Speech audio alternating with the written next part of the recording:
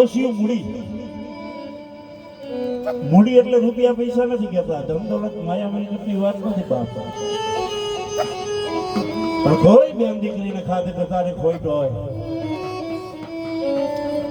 પણ ઘોડિયામાં ઈસકવા વારાવની કમી હોય એને ઓછી મૂડી કહેવાય મારી મેલડી.